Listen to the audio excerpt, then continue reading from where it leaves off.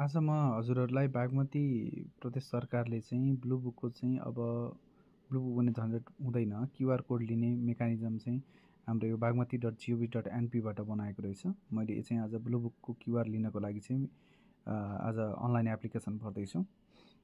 सर्वप्रथम bagmati.gov.np मा जानुहोस्, त्यहाँ क्युआर कोड छ, त्यसमा क्लिक गरिसकेपछि मोबाइल नम्बर हाल्नुहोस्। आफ्नो मोबाइल नम्बर राखिसकेपछि ओटिपी आउँछ। ओटिपी आइसकेपछिको हामीले ओटिपी भरेर प्रोसिड गरेपछि यो अप्सन आउँछ। यो अप्सनमा आफ्नो डिटेलहरू सबै भर्न सक्नुहुन्छ। अब मोटरसाइकल नम्बर, लट नम्बर होइन, सवारी नम्बर कति हो तपाईँको आफ्नो नम्बर राख्न सक्नुहुन्छ। इन्भोइस नम्बर छ कि छैन, अब हामी यहाँ प्रदेश छ भने प्रदेश अब बागमती हामी गर्छौँ। इन्भोइस सिम्बल नम्बर छ भने इन्भोइसको तपाईँको नम्बर के हो हामी त्यो राख्छौँ। सवारी नम्बर कति छ, सवारी नम्बर राख्छौँ अनि यसरी अगाडि बढ्छौँ। सबै डिटेलहरू अब तपाईँले यहाँ आएको सबै डिटेलहरू जस्तै सवारीको किसिमहरू होइन, अब के हो तपाईँको सवारीको किसिमहरू भर्नुहोला। सवारीको किसिमहरू भर्नुहोला, निर्माता कम्पनी कुन हो होइन, निर्माता कम्पनी भर्नुहोला। अनि त्यस्तै गरेर मोडल नम्बरहरू हाम्रो के छ, मोडल नम्बर कहिले बनाएको हो होइन, अब मोडल नम्बर भर्नुहोला, बनेको साल छनौट गर्नुहोला। यसरी सिलिन्डर सङ्ख्या कति छ, हर्स पावर, युनिटहरू, चेसिस नम्बर, इन्जिन नम्बर, सवारीको रङ, सिट सङ्ख्या होइन।